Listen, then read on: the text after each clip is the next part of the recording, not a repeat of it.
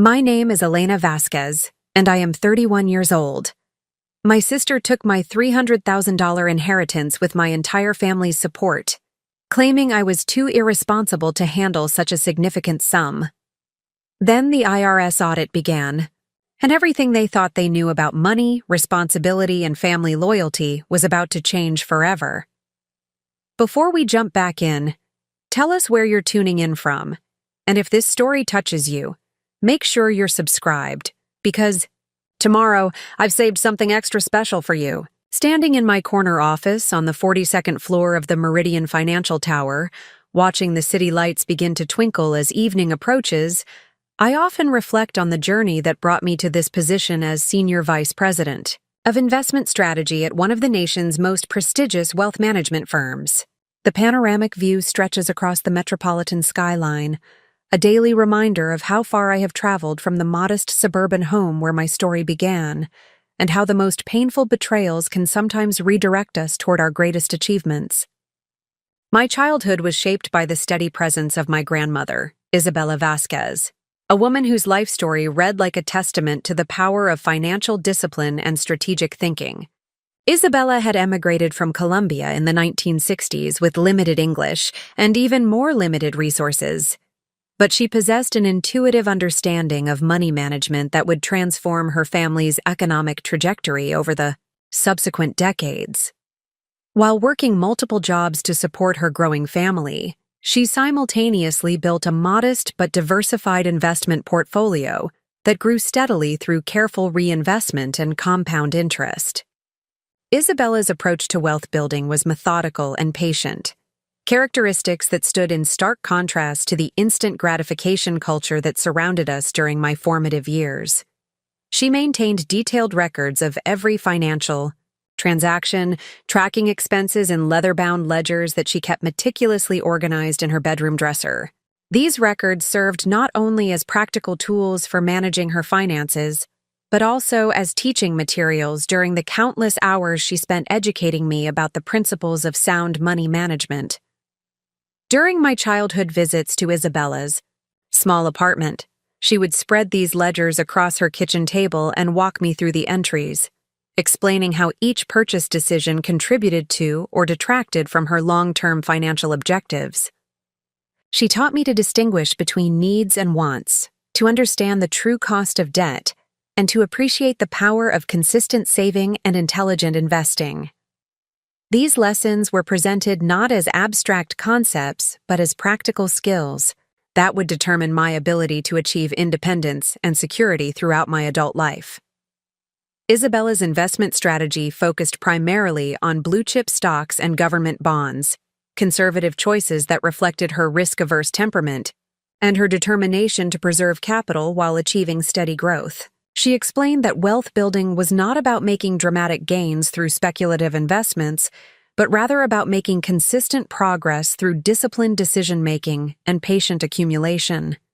Her portfolio statements became textbooks that taught me to read financial documents, understand market trends, and evaluate investment opportunities based on fundamental analysis rather than emotional reactions. The apartment where Isabella lived was modest by most standards, furnished with second-hand pieces that she had carefully selected for quality and functionality rather than appearance. However, this apparent frugality masked the substantial wealth she was accumulating through decades of careful financial management. She drove a 15-year-old sedan that she maintained meticulously, lived in the same rent-controlled apartment for 20 years, and prepared most of her meals at home using ingredients purchased with coupons and during sales. These lifestyle choices were not the result of financial necessity, but rather deliberate strategies for maximizing the resources available for investment and wealth building. My parents, Carlos and Maria Vasquez, maintained a more conventional relationship with money that emphasized current consumption over long-term planning. Carlos worked as a supervisor at a manufacturing plant, while Maria taught elementary school, providing the family with stable middle-class income that supported a comfortable but unremarkable lifestyle. They owned a modest 3-bedroom home in a suburban neighborhood, drove reliable but unexceptional vehicles, and took annual vacations to destinations within driving distance. Their financial approach was neither reckless nor particularly strategic, representing the typical American family's balance between current needs and future security. The contrast between Isabella's disciplined wealth building and my parents' conventional spending patterns created ongoing tension within the family, particularly during holiday gatherings, when financial topics inevitably arose in conversation. Isabella would advocate for increased saving and investment, while my parents defended their preference for enjoying their income through travel, dining out, and purchasing consumer goods that enhance their current quality of life. These discussions often became heated, revealing fundamental philosophical differences about the purpose of money and the appropriate balance between present enjoyment and future security. My younger sister Carmen aligned herself firmly with my parents' perspective on financial matters, demonstrating little interest in Isabella's lessons about money management and displaying a pronounced preference for immediate gratification over long-term planning. Carmen excelled in social situations and creative pursuits, but she struggled with the mathematical concepts and delayed gratification required for effective financial management. Her spending habits during adolescence reflected this orientation,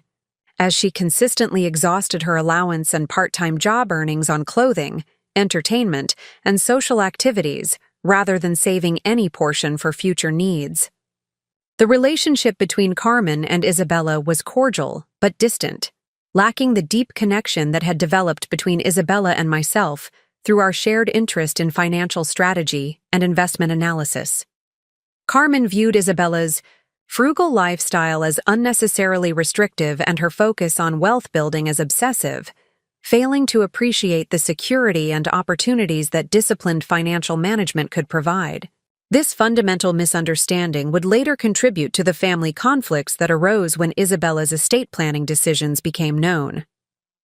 During my teenage years, Isabella began involving me more directly in her investment decisions,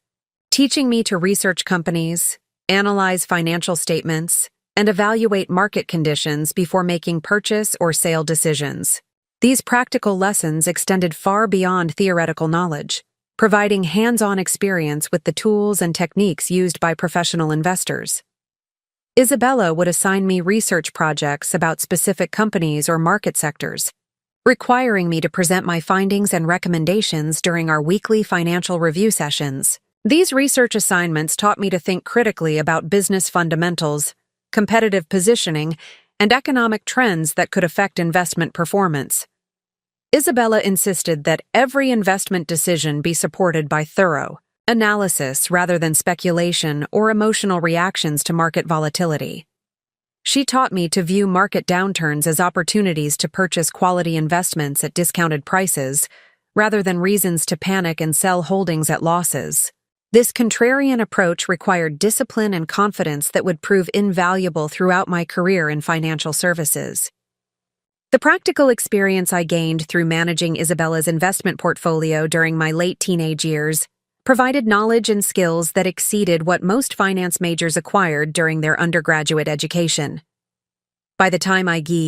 graduated from high school, I had personally executed dozens of investment transactions, analyzed hundreds of companies, and experienced multiple market cycles that taught me to maintain perspective during both bull and bear markets. This experience gave me confidence in my analytical abilities and confirmed my interest in pursuing a career in financial services.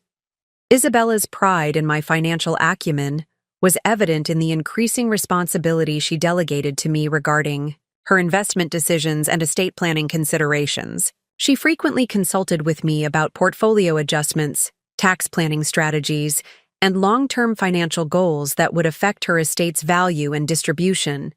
These conversations provided insight into the complex considerations involved in wealth transfer planning and introduced me to the legal and tax implications of different estate planning strategies. During my senior year of high school, Isabella began discussing her intentions regarding estate planning and inheritance distribution, conversations that would later prove prophetic in their implications for family relationships and financial justice. She expressed concern about ensuring that her wealth would be used responsibly and effectively by her beneficiaries, rather than squandered through poor financial decisions or lifestyle choices that conflicted with the values that had enabled her to accumulate such substantial assets. These concerns reflected her deep understanding of how quickly wealth could be dissipated through careless management or inappropriate spending priorities.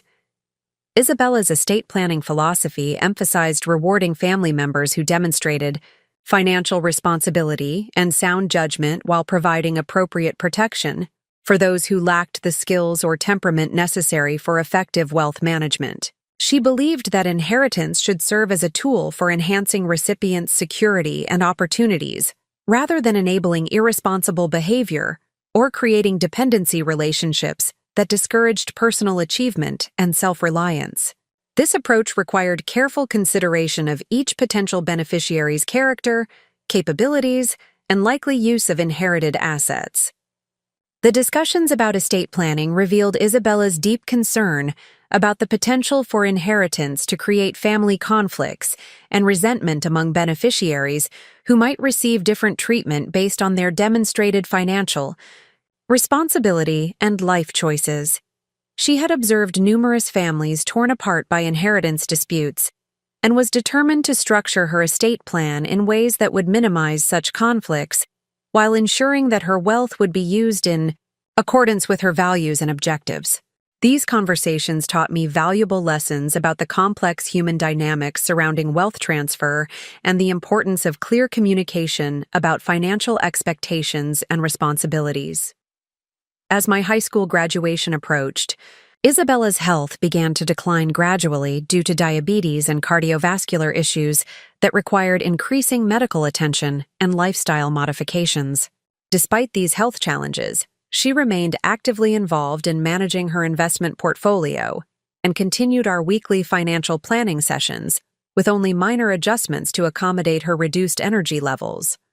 Her determination to maintain control over her financial affairs reflected both her passionate commitment to wealth building and her desire to ensure that her final investment decisions would maximize the legacy she could leave to her beneficiaries. The progression of Isabella's health issues created urgency around completing her estate planning documents and ensuring that her financial affairs were organized in ways that would facilitate smooth administration after her death.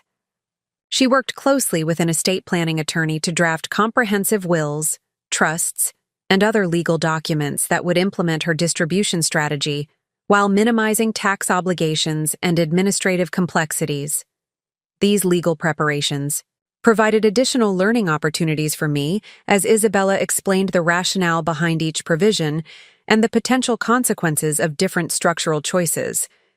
Isabella's declining health also prompted conversations about my future educational and career plans, discussions that revealed her intention to provide financial support for my undergraduate and graduate education in exchange for my commitment to pursuing excellence in academic and professional achievement. She viewed educational investment as one of the most effective uses of wealth, providing benefits that could never be taken away, and creating opportunities for earning potential that would far exceed the initial investment cost. This perspective influenced my decision to pursue a degree in finance with the intention of building a career in investment management or financial planning. Preparing and narrating this story took us a lot of time, so if you are enjoying it, subscribe to our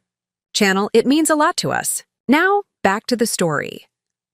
The summer before my departure for college, Isabella's condition stabilized sufficiently to allow for several extended conversations about financial markets, investment strategy, and the career opportunities available in various segments of the financial services industry. These discussions provided valuable guidance about educational choices, internship opportunities, and professional development strategies that would maximize my potential for success in a highly competitive field.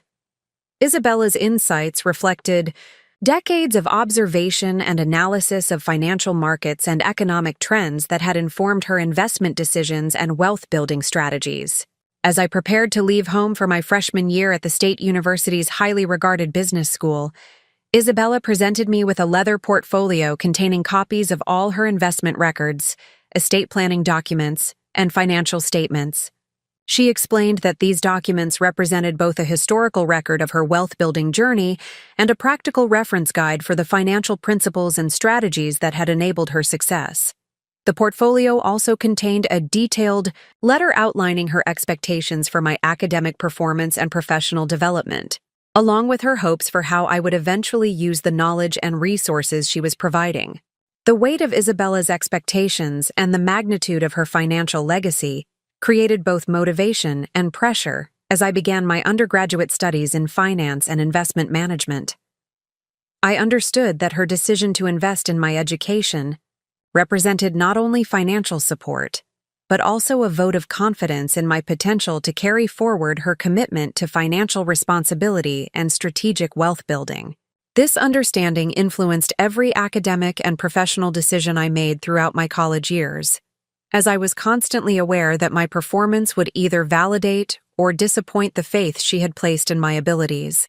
The transition to college life provided my first opportunity to apply Isabella's financial lessons independently, as I managed the educational funds she had provided while maintaining the disciplined spending habits she had taught me. Unlike many of my classmates who struggled with credit card debt and financial stress, I was able to focus entirely on academic achievement and professional development, because Isabella's support had eliminated financial pressures that might otherwise have required part-time employment or student loans. This advantage allowed me to pursue unpaid internships and research opportunities that enhanced my education and career prospects. During my sophomore year, Isabella's health took a significant turn for the worse, requiring hospitalization and intensive medical treatment that would ultimately prove unsuccessful in halting the progression of her underlying conditions. Despite her declining physical condition, she remained mentally sharp and continued to take active interest in my academic progress and career development plans. Our conversations during her final months provided additional insights into her investment philosophy and her hopes for how her financial legacy would influence my future achievements and contributions to the family's economic welfare. The news of Isabella's passing reached me during final exams of my junior year, creating emotional devastation that was complicated by the immediate need to travel home for funeral arrangements and estate settlement procedures. Her death represented not only the loss of my closest family relationship, but also the end of my primary source of financial education and career guidance.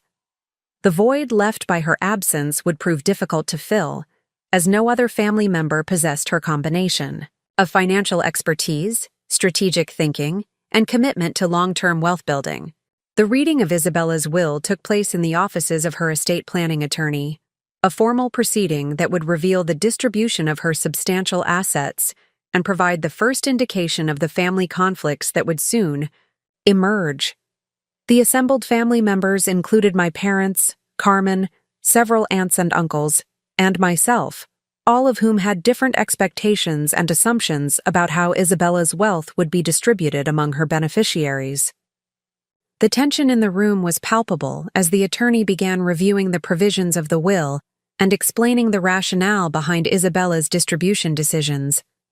Isabella's estate plan reflected the careful consideration and strategic thinking that had characterized all of her financial decisions throughout her adult life. The total value of her assets exceeded what most family members had anticipated, reaching nearly $800,000 through decades of disciplined saving and intelligent investing. However, the distribution of these assets would prove far more controversial than their magnitude, as Isabella had structured her bequests to reward demonstrated financial responsibility, while providing appropriate protection for beneficiaries who lacked the necessary skills for effective wealth management. The primary beneficiaries of Isabella's estate were myself and Carmen, but the provisions governing our inheritances differed significantly in ways that reflected Isabella's assessment of our respective financial capabilities and likely use of inherited assets. My inheritance of $300,000 was structured as an immediate distribution that would provide maximum flexibility for investment, education, or other strategic uses that aligned with my demonstrated financial acumen and career objectives. This structure reflected Isabella's confidence in my ability to manage substantial assets responsibly and effectively, while continuing to build wealth through sound financial decisions. Carmen's inheritance, while equal in nominal value to my own, was structured quite differently through the establishment of a trust that would provide monthly distributions over a 20-year period, while preserving the principal balance for eventual distribution to her children. This structure reflected Isabella's concerns about Carmen's spending habits and financial management skills, providing steady income while preventing the possibility of squandering the entire inheritance through poor decisions or lifestyle choices that conflicted with Isabella's values regarding money and wealth building. The disparity between the inheritance structures immediately created tension among family members who interpreted Isabella's trust provisions as a judgment about Carmen's character and capabilities, rather than a practical response to demonstrated differences in financial responsibility and management skills. Carmen was devastated by what she perceived as preferential treatment and lack of confidence in her abilities, while my parents viewed the trust structure as unnecessarily restrictive and potentially insulting to Carmen's intelligence and maturity. These reactions revealed fundamental misunderstandings about estate planning principles and the legitimate considerations that influence distribution decisions.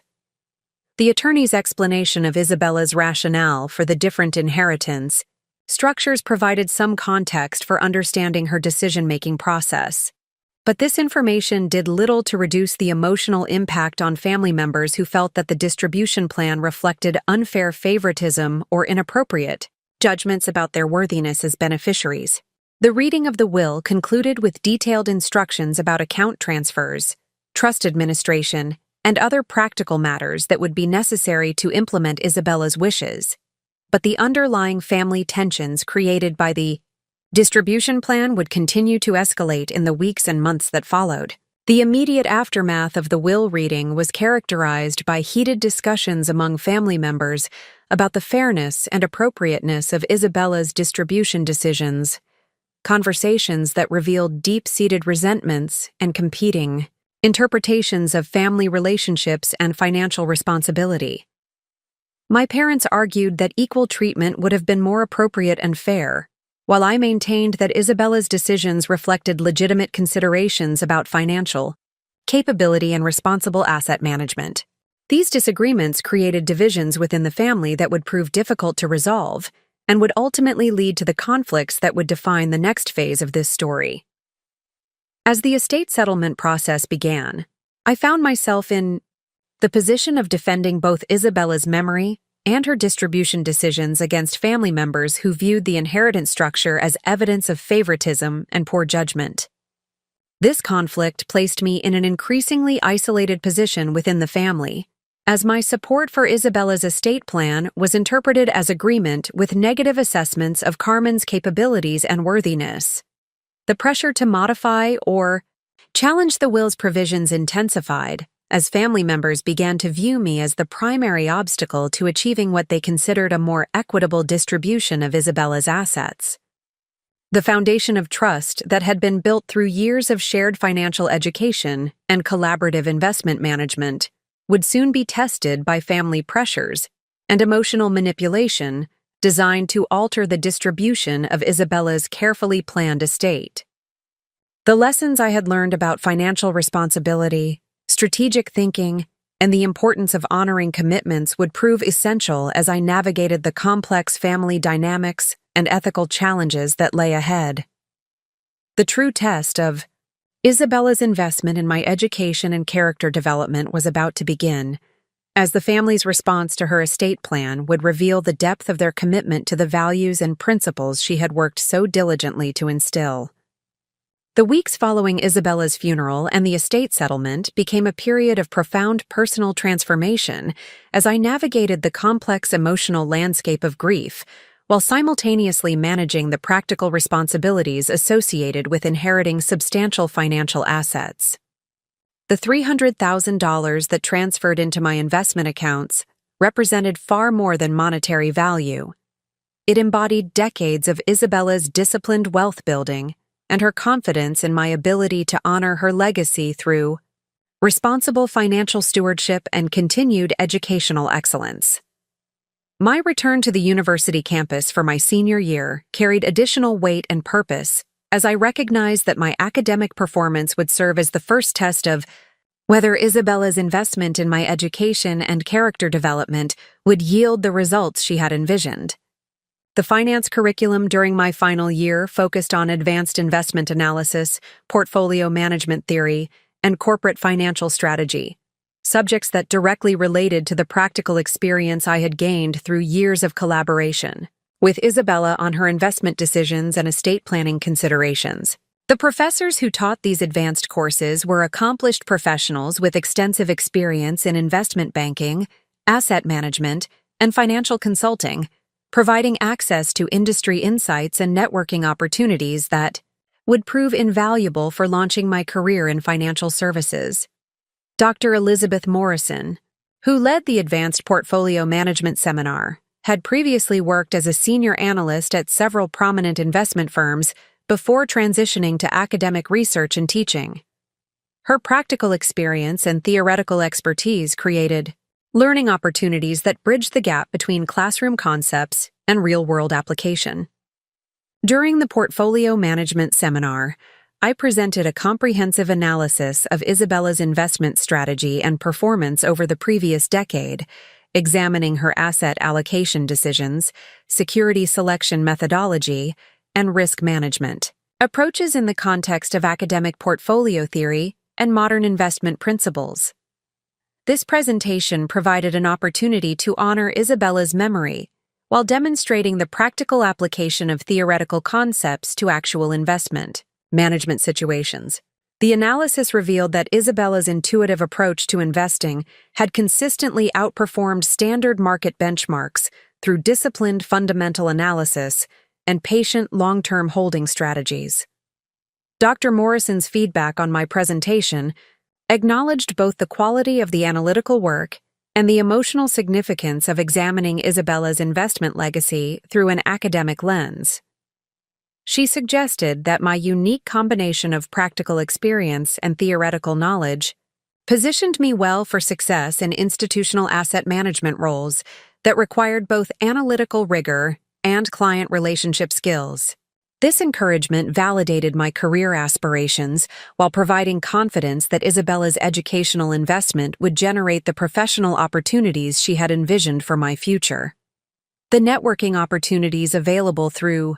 the Business School's Alumni Association and industry partnerships became increasingly important as I began the job search process during my final semester. The finance program maintained relationships with numerous investment firms, commercial banks, and financial consulting companies that regularly recruited graduates for entry-level analyst positions and management training programs. These relationships provided access to internship opportunities, informational interviews, and formal recruitment processes that might otherwise have been difficult to access as a first-generation college graduate without family connections in the financial services industry. My internship during the summer between my junior and senior years had been with Meridian Financial Group, a regional wealth management firm that specialized in serving high-net-worth individuals and institutional clients seeking comprehensive financial planning and investment management services. The internship provided exposure to client relationship management, investment research, and financial planning processes that complemented my academic education while offering practical experience with the software systems and analytical tools used by professional investment advisors and portfolio managers.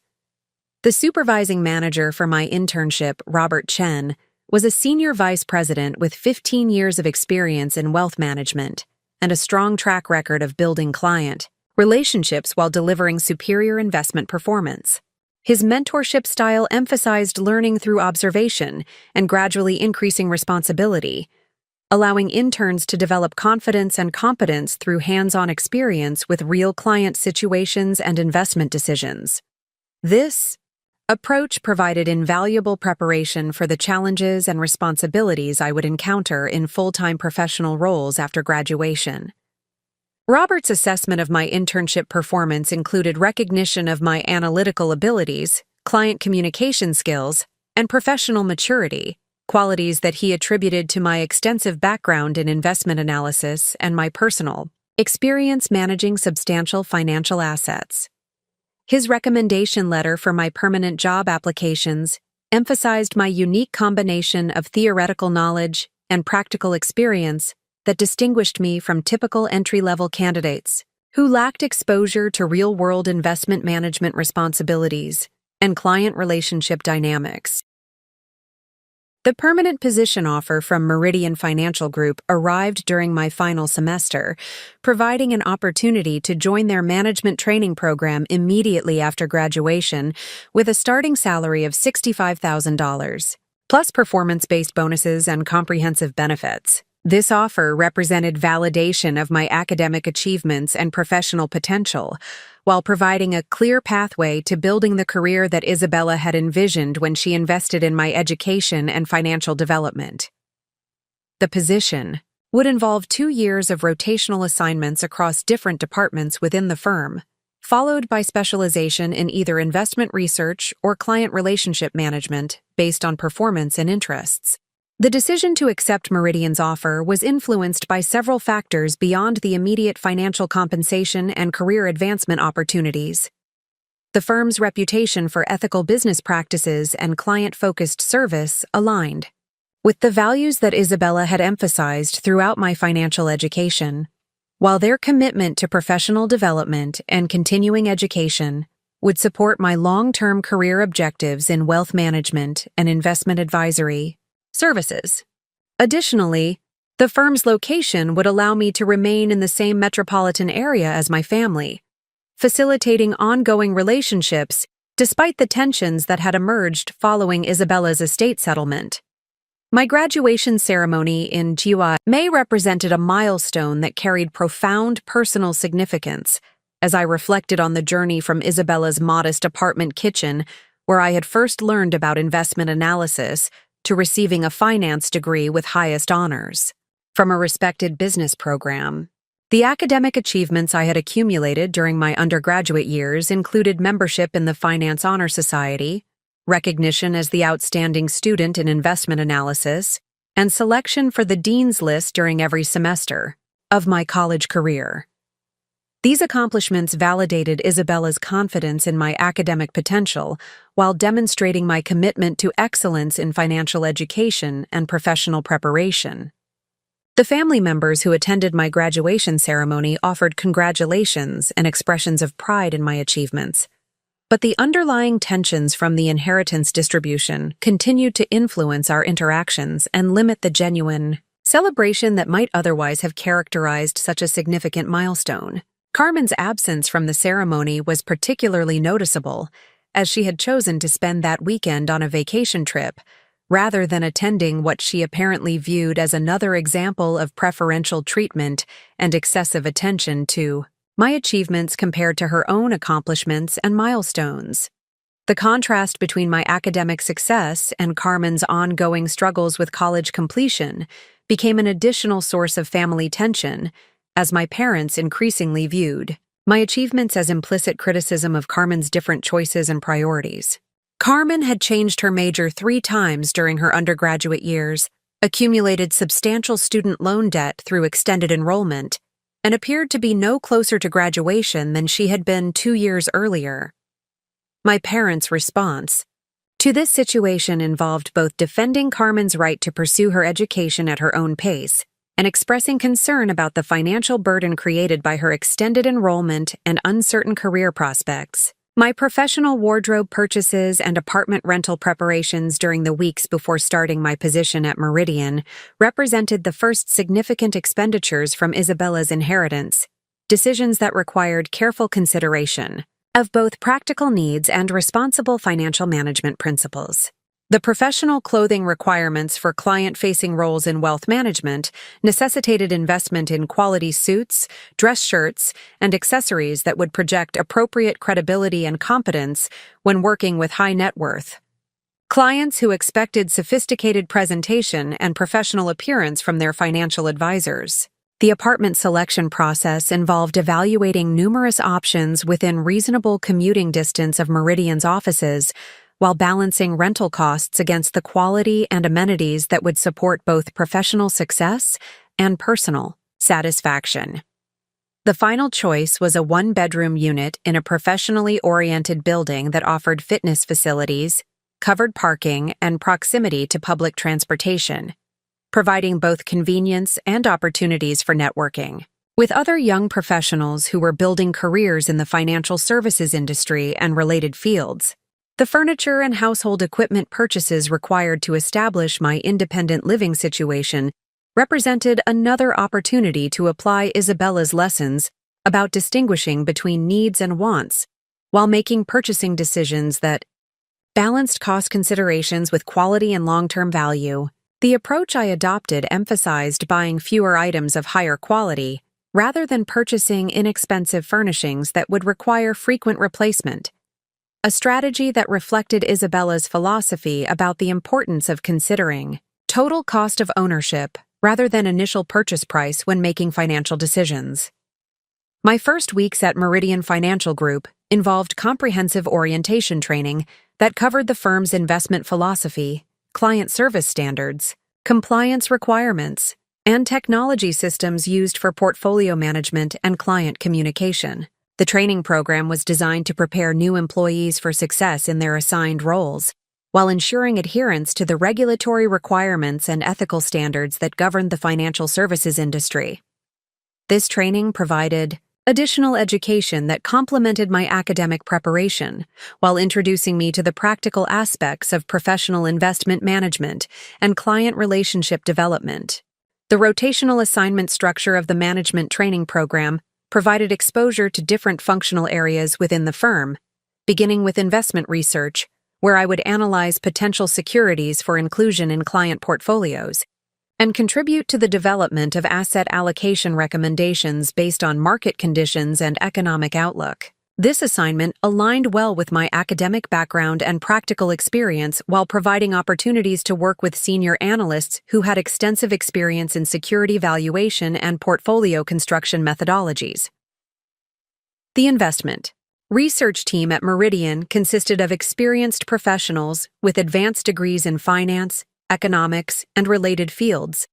along with professional certifications such as the Chartered Financial Analyst designation that demonstrated their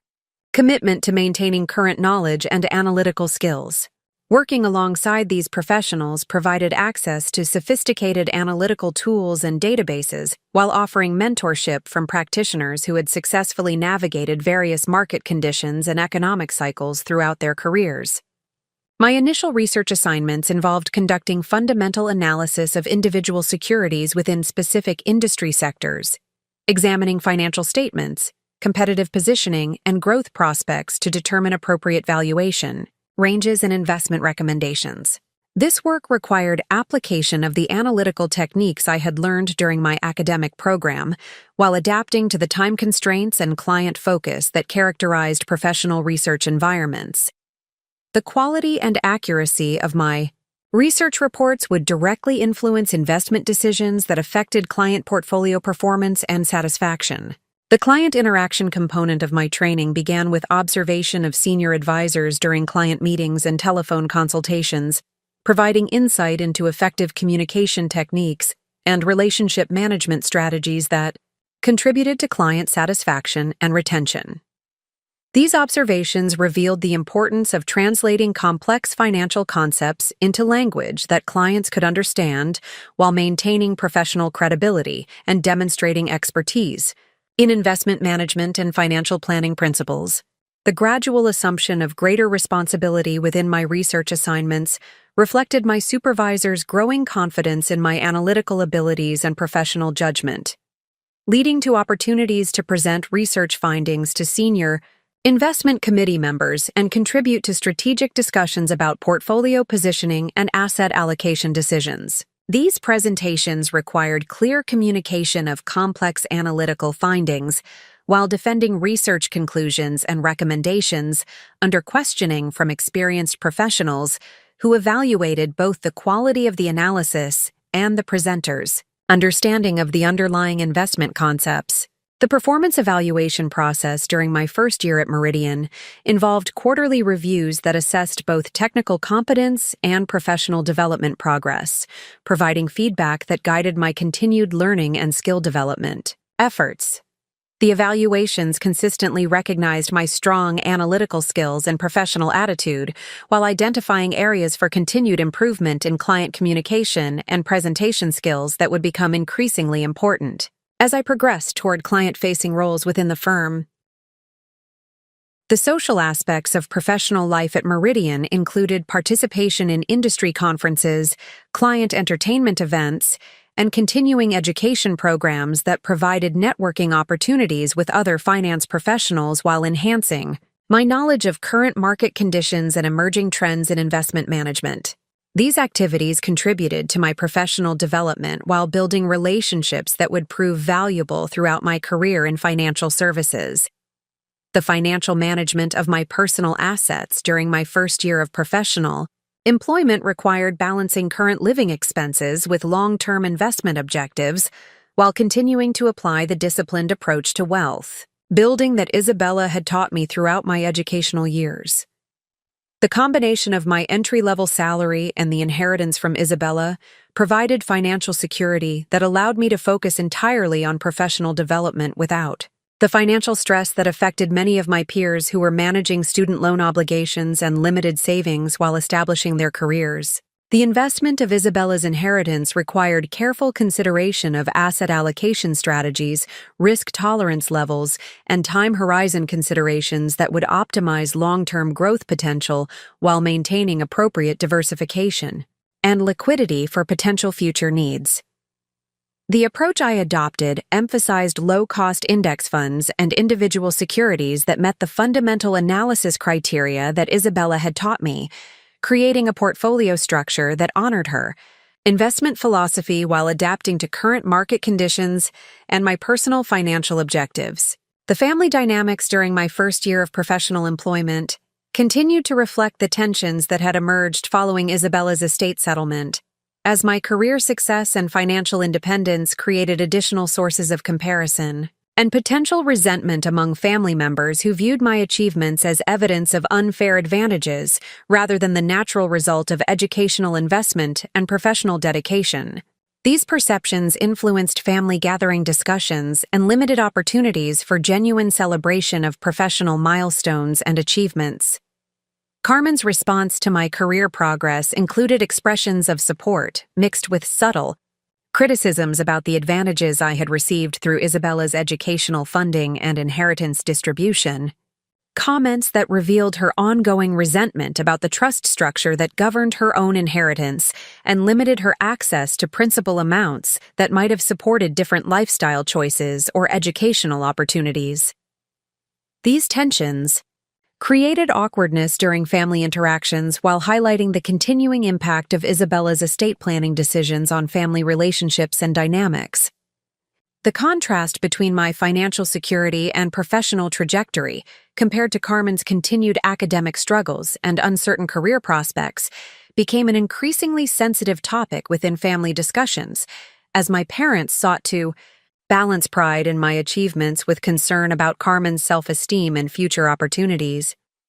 This balancing act often resulted in conversations that minimized my accomplishments while emphasizing the challenges and external factors that contributed to Carmen's difficulties, creating an atmosphere where success was viewed as potentially harmful to family harmony rather than worthy of celebration and recognition. As my second year at Meridian began with promotion to senior research analyst and corresponding salary increase to $78,000, the foundation was being established for the family conflicts that would soon escalate into the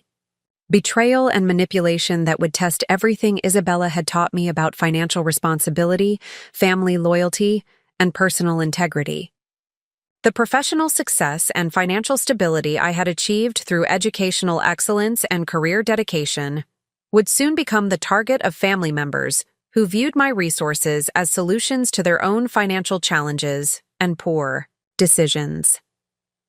The transition into my third year at Meridian Financial Group marked a significant acceleration in both my professional responsibilities and the complexity of family dynamics that would soon challenge everything Isabella had taught me about financial stewardship and personal integrity. My promotion to senior investment analyst came with expanded authority over portfolio recommendations and direct client interaction responsibilities that required sophisticated understanding of market dynamics, risk management principles, and the psychological factors that influenced investor behavior during volatile market conditions. The enhanced role at Meridian involved leading research initiatives for institutional clients whose portfolios exceeded $10 million in assets under management, requiring analytical depth and presentation skills that could satisfy the sophisticated expectations of pension fund managers, endowment committees, and high-net-worth families who demanded exceptional performance and comprehensive risk analysis. These responsibilities represented substantial professional advancement for someone with less than 3 years of industry experience, reflecting both my demonstrated analytical capabilities and the firm's confidence in my potential for continued growth within their organization. Robert Chen, who had become my primary mentor and advocate within Meridian's leadership structure, assigned me to lead the research coverage for the technology sector, an area that required staying current with rapidly evolving business models, regulatory developments, and competitive dynamics that could significantly impact investment performance. The technology sector assignment was considered particularly challenging due to the volatility and complexity of the companies involved, but it offered opportunities for substantial career advancement if I could demonstrate mastery of the analytical skills and market insights necessary for successful performance in this demanding specialization. My analytical approach to technology sector research emphasized fundamental business analysis rather than momentum-based trading strategies, applying the patient long-term perspective that Isabella had taught me while adapting her conservative investment philosophy to growth-oriented companies that required different valuation methodologies and risk assessment techniques. This approach proved successful during market corrections when other analysts were recommending aggressive selling of technology positions. While my research suggested maintaining holdings in fundamentally strong companies that were experiencing temporary price declines due to market sentiment rather than deteriorating business prospects. The success of my technology sector recommendations during several market downturns earned recognition from both clients and senior management at Meridian, leading to invitations to present research findings at industry conferences and inclusion in high-level strategic planning discussions that would influence the firm's future direction and competitive positioning. These opportunities provided valuable exposure to decision-makers within the financial services industry while building the professional reputation that would support continued career advancement and potential entrepreneurial ventures in the future. The investment performance of Isabella's inheritance portfolio, which I continued to manage according to her disciplined fundamental analysis principles, consistently outperformed market benchmarks during my first 3 years of professional employment, growing from the original $300,000 to nearly $450,000 through careful security selection and patient long-term holding strategies. This performance provided additional validation of Isabella's investment philosophy, while demonstrating my ability to apply her teachings successfully in different market environments and economic conditions. The growth of my personal wealth through professional income and investment gains created additional financial security that allowed me to consider expanded educational opportunities, including pursuing an MBA degree or professional certifications that would enhance my qualifications for senior leadership positions within the financial services industry. The financial freedom provided by Isabella's inheritance and my successful career development meant that I could pursue advanced education without accumulating debt or compromising my current lifestyle, advantages that were not available to most young professionals at similar career stages.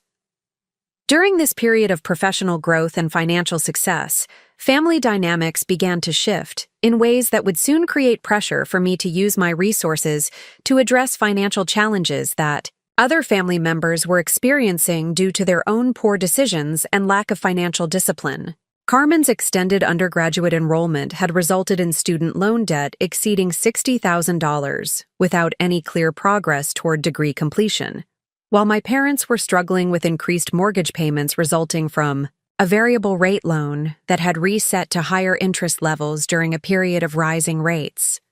The family's response to these financial challenges initially involved subtle hints about my ability to provide assistance, comments that gradually evolved into more direct suggestions that my inheritance and professional income created obligations to help family members who were experiencing difficulties. These suggestions were typically framed in terms of family loyalty and mutual support, rather than direct requests for financial assistance. But the underlying expectations became increasingly apparent during family gatherings and private conversations with individual family members. Carmen's approach to addressing her student loan obligations involved exploring various deferment and forgiveness programs while minimizing her course load to extend her eligibility for financial aid, strategies that postponed the debt service requirements but did nothing to address the underlying problem of accumulated debt without corresponding progress toward degree completion. Her reluctance to increase her course load or make significant lifestyle changes to accelerate degree completion reflected the same financial discipline problems that had concerned Isabella when structuring the inheritance distribution through a protective trust rather than immediate access to principal amounts. My parents' mortgage difficulties arose from their decision to refinance their home during a period of low interest rates without fully understanding the implications of the adjustable rate terms that would eventually increase their monthly payments substantially. Their failure to maintain adequate emergency reserves or consider refinancing to fixed-rate terms when rates began rising demonstrated the same lack of financial planning and risk management that distinguished their approach from Isabella's disciplined wealth-building strategies. The contrast between my growing financial security and the mounting problems experienced by other family members created an increasingly uncomfortable dynamic during family interactions, as conversations inevitably turned to financial topics and the various challenges that were affecting different family members. My reluctance to offer immediate financial solutions to problems that resulted from poor planning and lack of discipline was interpreted as selfishness rather than recognition that enabling poor financial behavior would ultimately harm rather than help the individuals involved. Robert Chen's mentorship during this period included discussions about the challenges that financial success could create within family relationships, particularly when family members had different values and approaches to money management. His own experience with family financial dynamics provided valuable perspective about the importance of maintaining appropriate boundaries while offering genuine support that encouraged responsibility rather than dependency. These conversations helped me understand that my reluctance to provide easy financial solutions was consistent with sound principles of family financial planning and personal development. The professional networking opportunities that accompanied my advancing career at Meridian included participation in industry associations and continuing education programs that exposed me to other young professionals who were navigating similar challenges related to family expectations and financial obligations. These interactions provided insights into different approaches to managing family financial relationships while maintaining personal financial goals and professional advancement opportunities that required substantial time and resource investments. My decision to pursue the Chartered Financial Analyst certification represented a significant commitment of time and financial resources that would enhance my professional qualifications while demonstrating continued dedication to excellence in investment analysis and portfolio management. The certification program required extensive study and examination over an 18-month period, along with fees and materials costs that totaled nearly $5,000, representing an investment in professional development that would pay dividends throughout my career in financial services. The family's reaction to my decision to pursue advanced professional certification was mixed, with some members expressing pride in my continued educational achievements, while others questioned the necessity of additional credentials when I was already earning a substantial income and experiencing career advancement. The underlying tension in these reactions reflected different perspectives about the value of education and professional development compared to the immediate financial needs that were affecting other family members. Carmen's increasing pressure for me to provide direct financial assistance for her student loan obligations became more explicit during family gatherings, as she argued that my inheritance from Isabella should be viewed as family resources that could be used to address collective family needs rather than individual wealth that I was entitled to manage independently. Her arguments emphasized the arbitrary nature of inheritance distributions and suggested that Isabella's estate planning decisions reflected outdated thinking about individual responsibility versus family mutual support obligations. My parents' support for Carmen's perspective on family financial obligations reflected their growing concern about her debt levels and uncertain career prospects, as well as their own mortgage payment difficulties that were straining their monthly budget and limiting their ability to provide financial assistance to Carmen themselves. Their approach to addressing these challenges increasingly focused on my ability to provide solutions rather than exploring alternatives that would address the underlying problems through improved financial discipline and planning. The pressure to use my inheritance to address family financial problems created internal conflict as I struggled to balance legitimate concerns about family welfare with recognition that providing easy financial solutions would undermine the lessons about responsibility and discipline that Isabella had tried to teach through her estate planning decisions. The trust structure that governed Carmen's inheritance distribution was specifically designed to prevent the type of poor financial decisions that had created her current difficulties, while my immediate access to principal amounts reflected Isabella's confidence in my financial judgment and discipline. The professional demands of my advancing career at Meridian required increasing time commitments for client meetings, research projects, and continuing education activities that limited my availability for family discussions about financial problems and potential solutions.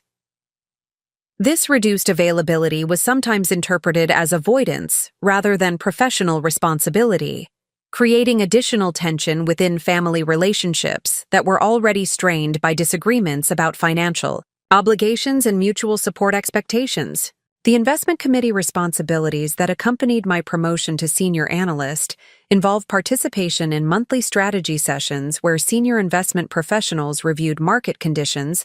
economic outlook, and portfolio positioning, recommendations that would affect client investment performance and satisfaction. These responsibilities required substantial preparation time and analytical work that demonstrated my growing importance within Meridian's organizational structure, while providing valuable experience with institutional decision-making processes and leadership development opportunities. My presentation to the investment committee regarding technology sector opportunities during market volatility received recognition from senior management and resulted in implementation of several research recommendations that generated substantial returns for client portfolios during subsequent market recovery periods. This success enhanced my professional reputation within the firm, while validating the analytical approach and investment philosophy that I had developed through combining Isabella's fundamental analysis teachings with modern portfolio management techniques and risk assessment methodologies.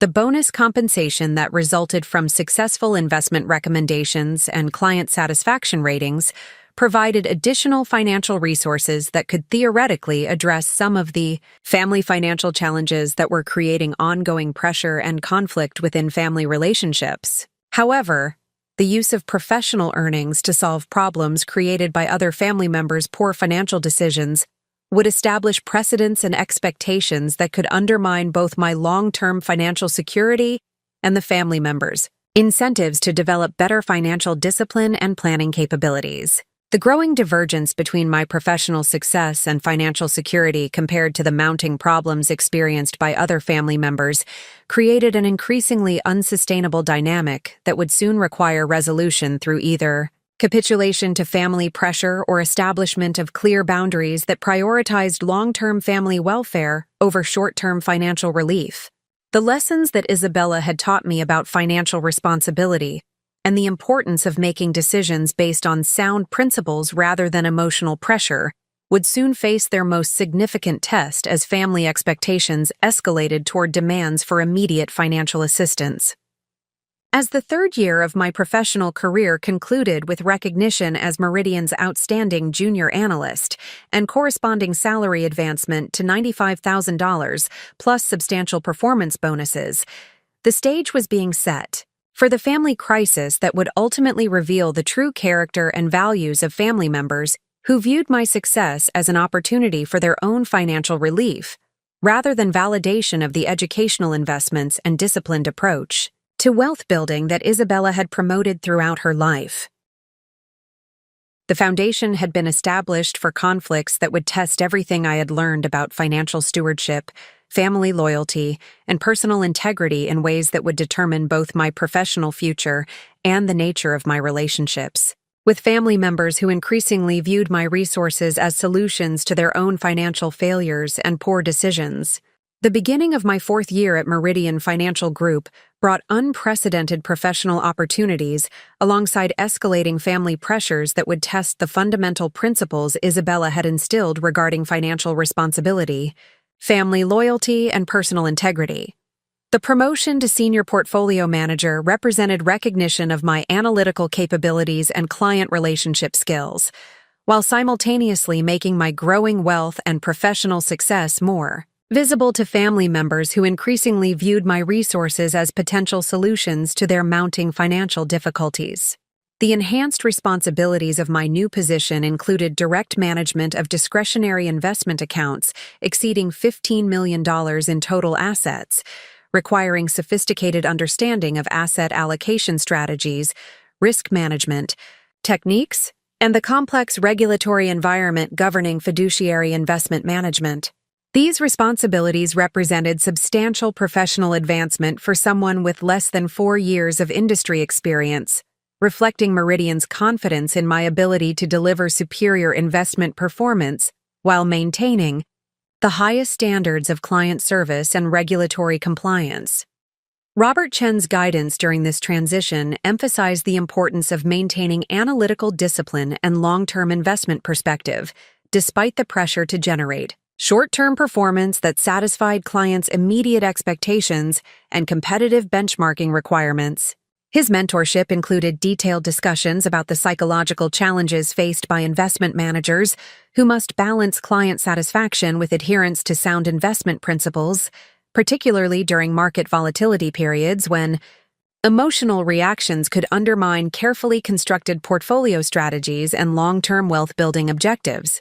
The client base assigned to my portfolio management responsibilities included several institutional accounts, such as pension funds and endowments, along with high-net-worth individuals who required comprehensive wealth management services, including estate planning coordination, tax optimization strategies, and intergenerational wealth transfer planning. These sophisticated clients demanded exceptional analytical rigor and communication skills, while providing valuable learning opportunities about advanced financial planning techniques and investment strategies that would enhance my professional development and industry expertise. My investment philosophy, which combined Isabella's fundamental analysis approach with modern portfolio theory and quantitative risk management techniques, proved particularly effective during market correction, periods when emotional selling created opportunities to acquire quality securities at attractive valuations. The disciplined approach to security selection and patient long-term holding strategies generated portfolio performance that consistently ranked in the top quartile among peer investment managers, earning recognition from both clients and industry publications that tracked investment performance and manager rankings. The financial success of my professionally managed portfolios paralleled the continued growth of Isabella's inheritance, which had expanded to approximately $520,000 through careful application of the same fundamental analysis principles that guided my client investment decisions. This personal wealth accumulation provided additional financial security while demonstrating the long-term effectiveness of Isabella's investment philosophy when applied consistently across different market cycles and economic conditions. The professional recognition that accompanied my portfolio management success included invitations to speak at industry conferences about technology sector investment strategies and fundamental analysis techniques, opportunities that enhanced my reputation within the financial services community, while building the network of professional relationships that would support continued career advancement. These speaking engagements required substantial preparation time and represented additional responsibilities beyond my primary client service and portfolio management obligations. During this period of accelerating professional success, family dynamics reached a critical inflection point as Carmen's student loan obligations approached their maximum deferment periods, while her academic progress remained minimal despite more than 6 years of enrollment in undergraduate programs. The accumulated debt exceeded $75,000 when including capitalized interest and fees, representing a substantial financial burden that would require immediate attention. Once the deferment options were exhausted and regular payment obligations resumed, Carmen's approach to addressing her debt crisis involved increasingly desperate attempts to extend deferment periods through various hardship claims and academic program modifications, strategies that delayed immediate payment requirements while allowing interest capitalization to increase the total amount owed. Her reluctance to accept employment that would generate sufficient income to service the debt reflected both unrealistic expectations about entry-level compensation for individuals, without degree completion, and unwillingness to modify lifestyle choices that conflicted with debt reduction priorities. My parents' response to Carmen's escalating financial crisis involved renewed pressure for me to provide direct assistance that would prevent default on her student loan obligations. Arguments that emphasized family solidarity and mutual support, while minimizing the importance of personal responsibility and financial discipline. Their advocacy for Carmen increasingly focused on my ability to solve the problem through inheritance funds, rather than exploring alternatives that would address the underlying issues of academic underperformance and poor financial planning that had created the crisis. The mortgage payment difficulties that my parents continued to experience had worsened due to additional rate increases that raised their monthly obligations by nearly $400, creating budget strain that limited their ability to provide financial assistance to Carmen while threatening their own housing security. Their failure to refinance to fixed-rate terms during favorable interest rate periods reflected the same lack of financial planning and risk management that had characterized their approach to money management throughout their adult lives. The family meeting convened during Thanksgiving weekend represented a coordinated effort to pressure me into providing financial solutions for both Carmen's student loan crisis and my parents' mortgage payment difficulties, with the total requested assistance approaching $150,000 when including immediate debt service relief and ongoing monthly payment support. The presentation of these requests as family obligations rather than voluntary assistance reflected a fundamental misunderstanding of inheritance rights and individual financial responsibility that would have appalled Isabella had she witnessed such manipulation of her estate planning intentions. Carmen's emotional presentation during this family meeting emphasized the unfairness of inheritance distribution decisions that provided me with immediate access to substantial funds while restricting her access to resources that could address her immediate financial needs. Her arguments suggested that Isabella's trust structure reflected outdated thinking about individual responsibility and failed to recognize the legitimate financial challenges faced by students in contemporary educational environments with rising tuition costs and limited employment opportunities.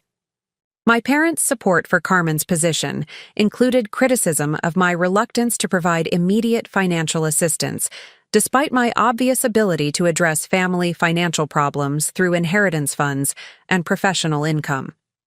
Their arguments emphasized traditional family values of mutual support and collective responsibility, while suggesting that my focus on individual financial goals represented selfishness and abandonment of family obligations that had been central to our cultural heritage and family traditions. The coordinated nature of these requests and the emotional manipulation tactics employed during the family meeting revealed careful planning and strategy development that transformed what might have been individual financial requests into a comprehensive campaign designed to overcome my resistance through guilt, family loyalty appeals, and social pressure from multiple family members simultaneously. The timing of this campaign during holiday gatherings ensured maximum emotional impact, while making refusal appear particularly harsh and uncaring to family members who were experiencing genuine financial stress.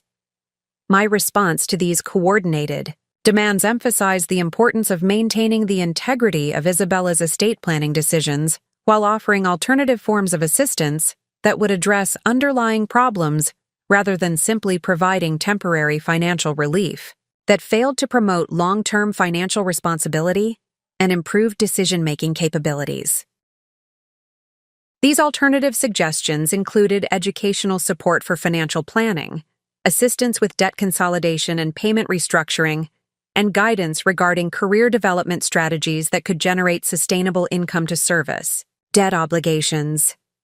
The family's rejection of these alternative assistance offers revealed their preference for immediate financial solutions over longer-term approaches that would require personal responsibility and lifestyle modifications to address the root causes of their financial difficulties. This rejection confirmed that their primary interest involved accessing my inheritance funds rather than solving the underlying problems that had created their financial crises,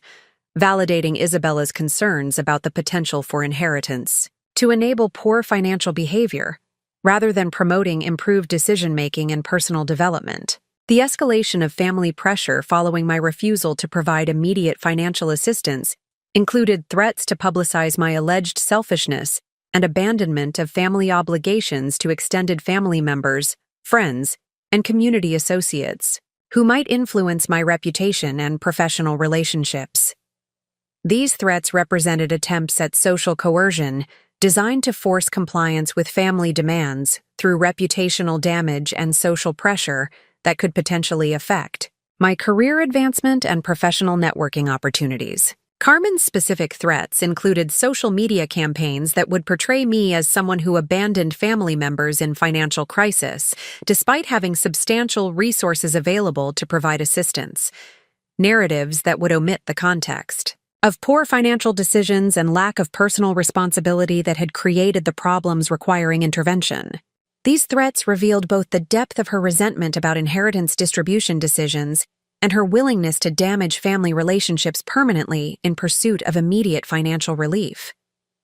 My parents' escalation tactics included suggestions that they might need to sell their home and move to less expensive housing if I continued to refuse assistance with mortgage payment obligations, scenarios presented as inevitable consequences of my selfishness rather than natural results of their own poor financial planning and risk management decisions. These manipulative narratives were designed to transfer responsibility for their financial difficulties from their own choices to my unwillingness to provide financial bailouts that would temporarily address symptoms while leaving underlying problems unresolved. The professional counseling I sought during this period to address the stress and emotional manipulation associated with family financial demands provided valuable perspective about the psychological dynamics involved in family financial relationships and the importance of maintaining appropriate boundaries despite intense emotional pressure and guilt-based manipulation tactics. The counselor's guidance emphasized that enabling poor financial behavior through bailouts often harmed rather than helped family members by preventing them from developing necessary skills and discipline for effective financial management. The investment in professional counseling services represented recognition that family financial dynamics could significantly impact both personal well-being and professional performance, if not addressed through appropriate support and guidance from qualified professionals who understood the complex psychological and ethical issues involved in family wealth management. These counseling sessions provided strategies for managing guilt and family pressure, while maintaining commitment to sound financial principles and long-term family welfare considerations. The continued strong performance of my professionally managed portfolios during this period of personal stress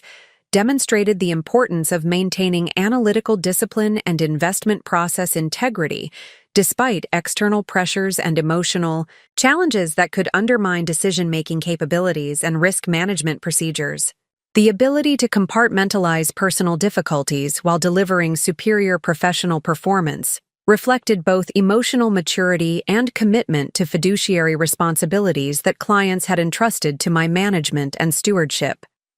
The year-end performance evaluation and bonus determination process at Meridian resulted in recognition as the firm's outstanding portfolio manager for the calendar year, accompanied by bonus compensation exceeding $40,000 and salary advancement to $115,000 for the following year. This professional recognition validated my analytical capabilities and client service excellence while providing additional financial resources that ironically intensified family pressure for financial assistance by demonstrating my growing wealth and earning capacity.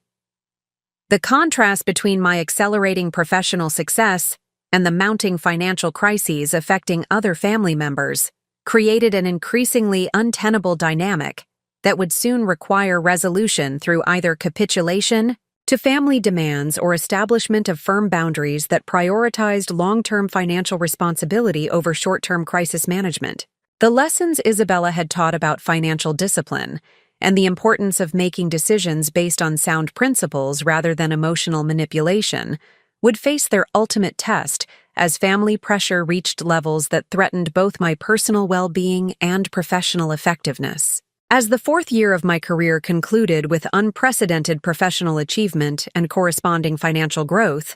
the foundation had been established for the family crisis that would ultimately reveal the true character of relationships I had assumed were based on love and mutual respect, rather than opportunistic exploitation of my financial success and inherited wealth. The stage was set for demands that would escalate beyond requests for assistance toward expectations of complete capitulation to family financial needs, testing everything Isabella had taught me about the importance of maintaining personal integrity,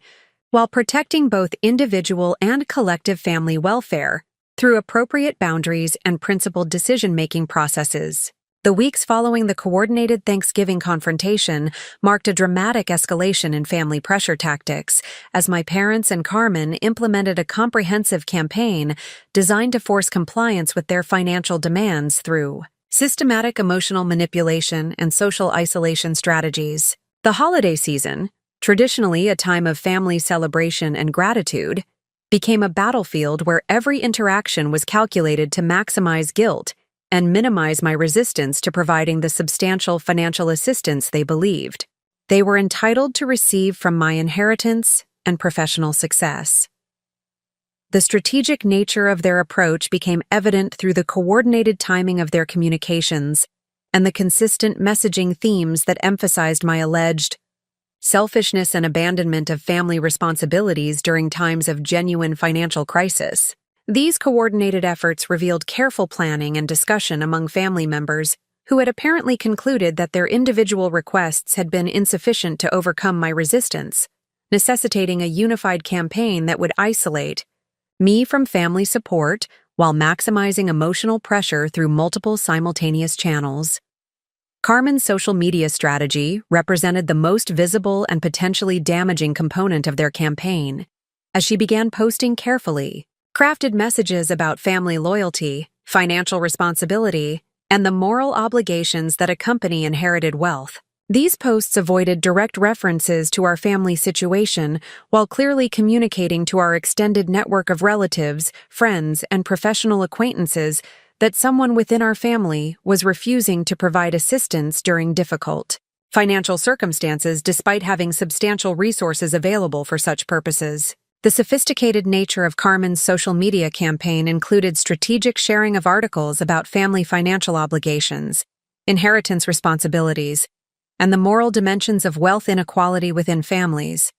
content that created implicit criticism of my position while building public pressure for me to conform to societal expectations about family mutual support. These posts generated supportive comments from family friends and distant relatives who lacked complete information about the circumstances involved, creating an echo chamber of criticism that reinforced the narrative of my alleged selfishness and moral failure. My parents' contribution to this pressure campaign involved reaching out to aunts, uncles, and family friends with carefully framed updates about their financial difficulties and Carmen's student loan crisis, conversations that emphasized their genuine need for assistance while highlighting my apparent unwillingness to help, despite my obvious financial capacity to address their problems. These communications were presented as requests for advice and emotional support rather than explicit attempts to build pressure against me. But the consistent messaging and timing suggested coordinated strategy rather than spontaneous expressions of concern. The extended family members who received these communications began contacting me directly with suggestions about family responsibility and the importance of helping relatives during financial difficulties, conversations that revealed how successfully my parents had framed the situation to portray me as someone who was abandoning family obligations in favor of personal financial goals. These well-meaning relatives lacked complete information about the circumstances that had created the financial crises, including the poor decision-making and lack of financial discipline that had characterized both Carmen's approach to education and my parents' mortgage and financial planning strategies.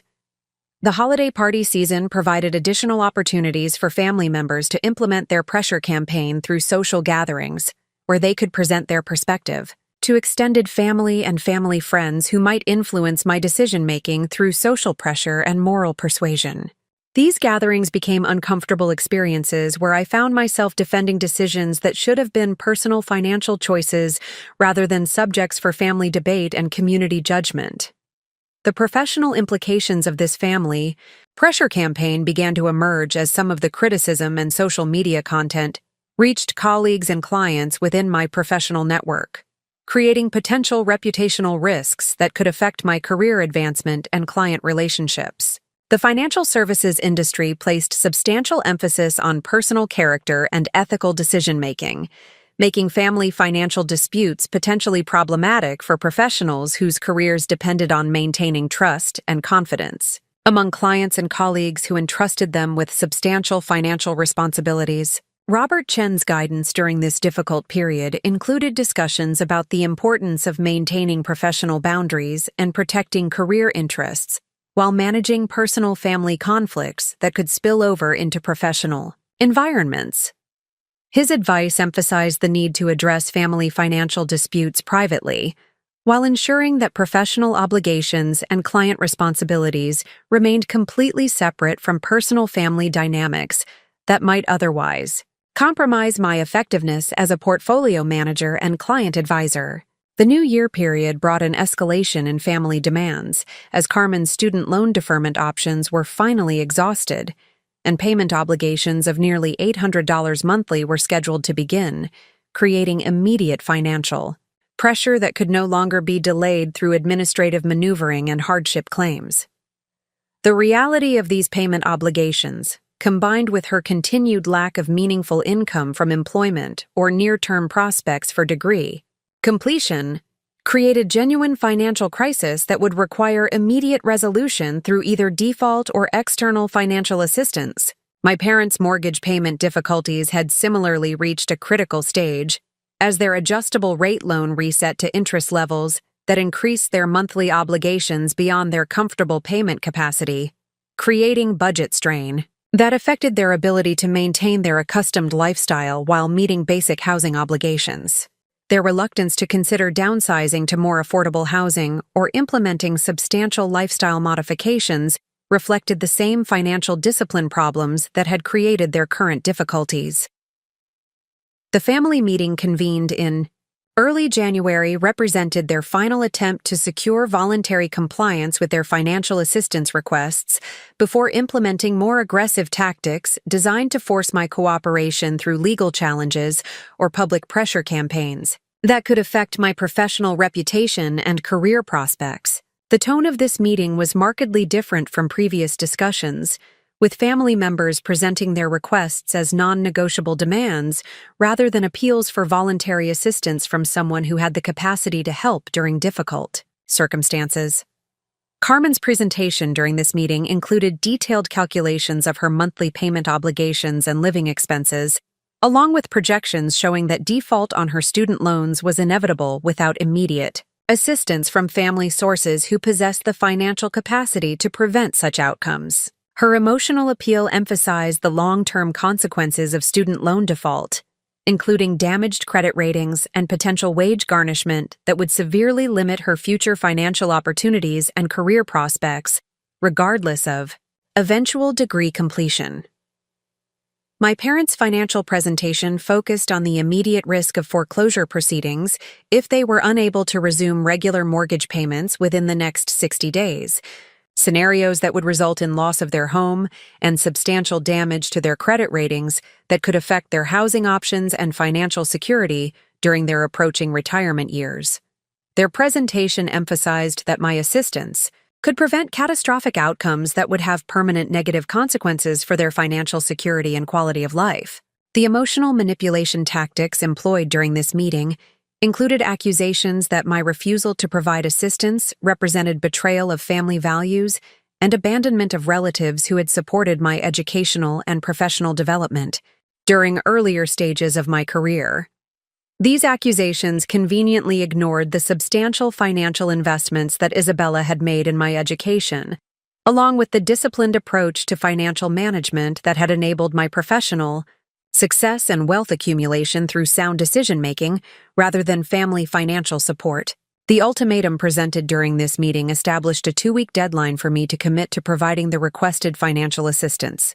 with explicit threats about the consequences that would follow if I continued to refuse their demands. For access to inheritance funds that they claimed should be viewed as family resources rather than individual wealth. These threats included legal challenges to Isabella's estate planning decisions, public campaigns about my alleged abandonment of family responsibilities, and social pressure tactics that could affect my professional reputation and personal relationships. The legal threats involved potential challenges to Isabella's will and trust documents based on claims of undue influence and mental incapacity during the estate planning process, arguments that would require substantial legal fees and create prolonged uncertainty about inheritance distributions while generating negative publicity that could affect my professional standing within the financial services community. These threats represented particularly cynical manipulation tactics, given that family members had previously accepted the estate distributions without objection and had only developed concerns about Isabella's mental capacity after their own financial difficulties created desire for access to inheritance funds. My consultation with estate planning attorneys regarding these threatened legal challenges confirmed that Isabella's estate planning documents were properly executed and legally sound, with extensive documentation of her mental capacity and decision-making, rationale that would make successful challenges extremely difficult and expensive for family members to pursue. However, the attorneys also warned that defending against frivolous challenges could require substantial legal fees and create prolonged uncertainty that might pressure me toward settlement arrangements that would partially satisfy family demands rather than risk extended litigation processes. The psychological toll of this sustained pressure campaign began affecting both my personal well-being and professional performance, as the stress of managing family conflicts while maintaining portfolio management responsibilities created mental and emotional strain that required active management through counseling support and stress reduction strategies. The counseling sessions provided valuable coping techniques while reinforcing the importance of maintaining appropriate boundaries. Despite family pressure tactics that were designed to break down resistance through sustained emotional manipulation, the professional support I received from Robert Chen and other senior colleagues at Meridian included assurances that the firm would support me through any reputational challenges that might arise from family financial disputes, while emphasizing the importance of resolving these conflicts in ways that protected both my personal interests and professional effectiveness. This support provided confidence that my career advancement would not be compromised by family members' threats and manipulation tactics, reducing one source of vulnerability that they had hoped to exploit. The financial analysis I conducted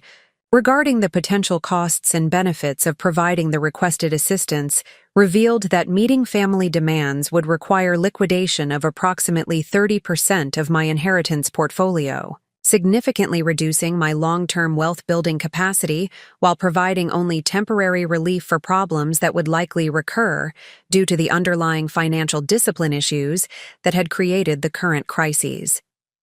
This analysis confirmed that providing immediate financial assistance would enable, rather than solve, the fundamental problems affecting family members' financial security and decision-making capabilities.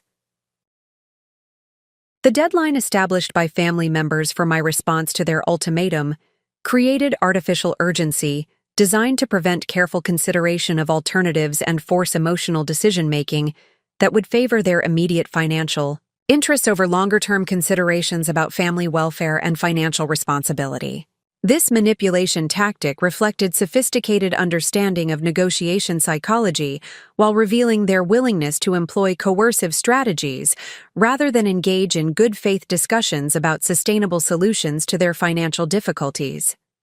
The support I received from professional counselors and financial planning colleagues emphasized that my reluctance to provide immediate financial bailouts was consistent with sound principles of family financial planning and personal development, while noting that enabling poor financial behavior through repeated assistance often created dependency relationships that harmed rather than helped the individuals receiving such support. This professional guidance provided confidence that my position was ethically sound, despite the emotional pressure and guilt-based manipulation tactics being employed by family members.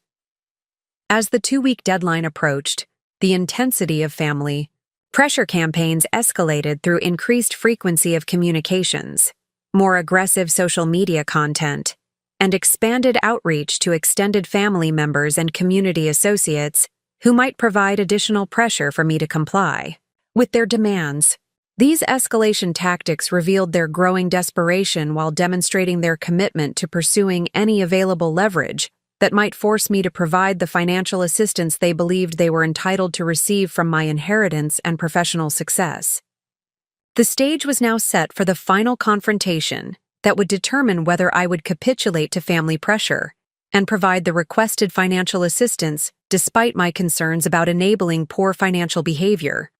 or maintain my commitment to Isabella's principles of financial responsibility while accepting the personal and social consequences that would result from refusing to meet family expectations about inheritance distribution and mutual financial support obligations. The final weekend before the family ultimatum deadline arrived with the weight of 4 years of escalating financial pressure condensed into a decision that would fundamentally alter both my relationship with my family and my commitment to the principles Isabella had instilled regarding financial responsibility and personal integrity. The 2-week period since the January confrontation had been characterized by increasingly desperate communications from family members who recognized that their coordinated pressure campaign had failed to achieve the desired capitulation to their financial demands. The strategic preparation I undertook during this decisive period involved comprehensive consultation with estate planning attorneys, financial advisors, and psychological counselors who could provide professional guidance about the complex legal, financial, and emotional dimensions of the situation I faced. These consultations confirmed that my position was both legally sound and ethically justified,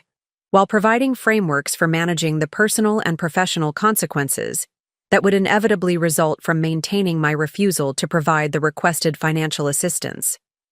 The legal analysis conducted by Isabella's original estate planning attorney revealed that her will and trust documents were meticulously crafted with extensive documentation of her mental capacity and decision-making rationale that would make successful challenges virtually impossible for family members to pursue through court proceedings. The attorney emphasized that Isabella had specifically anticipated potential family conflicts over inheritance distributions and had structured her estate plan with protective provisions designed to prevent manipulation and coercion of beneficiaries, who might face pressure to redistribute assets contrary to her expressed intentions. The financial modeling I completed with my professional advisor demonstrated that providing the requested assistance totaling $150,000 would require liquidation of approximately 28% of my current investment portfolio, significantly reducing my long-term wealth-building capacity while providing only temporary relief for problems that would likely recur due to the underlying financial discipline issues affecting family members. This analysis confirmed that such assistance would represent poor financial stewardship that contradicted the wealth-building principles Isabella had taught throughout my educational development. The psychological counseling sessions during this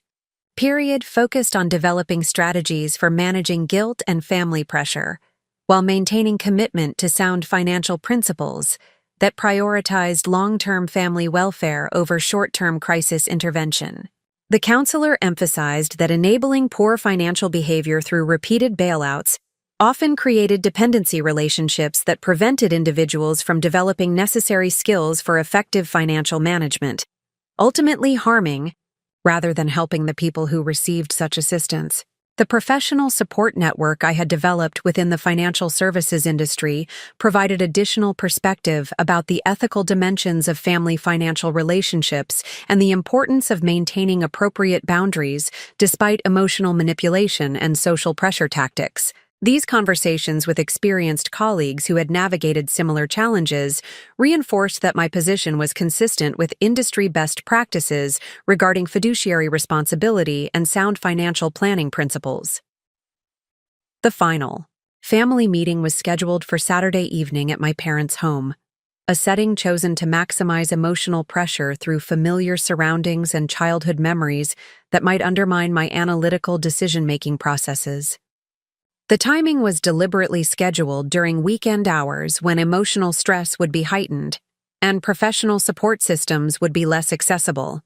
demonstrating continued sophistication in their psychological manipulation strategies. My preparation for this confrontation included detailed documentation of family members' financial decisions and circumstances that had created their current difficulties, information that would support my position while demonstrating that their problems resulted from poor planning and lack of financial discipline rather than external circumstances beyond their control. This documentation would prove essential for maintaining perspective during emotional appeals and guilt-based manipulation tactics that would inevitably be employed during the meeting. The transportation arrangements for attending this meeting included backup plans for immediate departure if family members escalated to verbal abuse or threats that might compromise my personal safety or emotional well-being. These precautions reflected recognition that desperate people facing financial crises might employ extreme tactics when their manipulation strategies failed to achieve desired outcomes, particularly when substantial financial resources were at stake. The meeting began with my parents presenting updated financial projections that emphasized the immediate urgency of their mortgage payment difficulties and the catastrophic consequences that would result from foreclosure proceedings if assistance was not provided within the next 30 days. Their presentation included emotional appeals about losing the family home where I had grown up, scenarios designed to trigger childhood attachments and family loyalty that might override analytical considerations about the underlying causes of their financial difficulties. Carmen's contribution to this final appeal focused on the professional and personal consequences she would face if student loan defaults were reported to credit agencies and potential employers, outcomes that would severely limit her future opportunities, regardless of eventual degree completion or career development efforts. Her presentation emphasized that preventing these consequences would require only a small fraction of my inheritance resources, while providing benefits that would last throughout her adult life and career development. The coordinated nature of their presentations revealed extensive preparation and strategic planning designed to present their strongest possible arguments while minimizing discussion of the poor financial decisions and lack of personal responsibility that had created their current circumstances. Their approach emphasized immediate crisis intervention rather than sustainable solutions that would address underlying problems and prevent similar difficulties in the future. My response to these final appeals began with acknowledgement of their genuine financial difficulties, while emphasizing that providing immediate financial assistance would enable rather than solve the fundamental problems affecting their financial security and decision-making capabilities. This response included detailed explanation of alternative assistance approaches that would address underlying issues through education, planning support, and gradual behavior modification rather than crisis intervention that would likely prove temporary and ineffective. The alternative assistance proposals I presented included offers to pay for financial planning education and debt counseling services that could help family members develop better money management skills and create sustainable approaches to addressing their current difficulties. These proposals also included assistance with budget development, debt consolidation planning, and career counseling services that could address root causes rather than simply providing temporary financial relief that would likely prove insufficient and unsustainable. The family's rejection of these alternative assistance offers was immediate and categorical, revealing that their primary interest involved accessing inheritance funds rather than solving underlying problems that had created their financial crises. Their dismissive response to educational and planning assistance confirmed that they viewed my resources as solutions to immediate problems rather than opportunities for long-term improvement in financial management capabilities and decision-making processes. The emotional escalation that followed my refusal to provide immediate financial assistance included accusations of selfishness, family abandonment, and betrayal of cultural values that emphasized collective responsibility over individual financial goals. These accusations were accompanied by threats to permanently sever family relationships and public campaigns that would damage my professional reputation within the financial services community, where character and ethical behavior were essential for career advancement and client confidence. Carmen's response included specific threats about social media campaigns that would portray me as someone who allowed family members to lose their home and face financial ruin, despite having substantial resources available to prevent such outcomes. These threats were designed to create reputational risks that could affect my professional relationships and client confidence, demonstrating willingness to damage my career prospects in pursuit of immediate financial assistance. My parents' escalation tactics included suggestions that they had provided emotional and financial support during my educational years that created moral obligations for reciprocal assistance during their current difficulties, arguments that conveniently ignored Isabella's substantial educational investments while mischaracterizing normal parental responsibilities as exceptional sacrifices that warranted financial compensation. These manipulative narratives were designed to create guilt and obligation that might override analytical considerations about sound financial planning and family welfare. The final ultimatum presented during this meeting demanded immediate commitment to providing the requested financial assistance with transfer of funds to be completed within 1 week. Failing, which family members would implement their threatened legal challenges and public pressure campaigns, regardless of the potential consequences for family relationships and my professional reputation.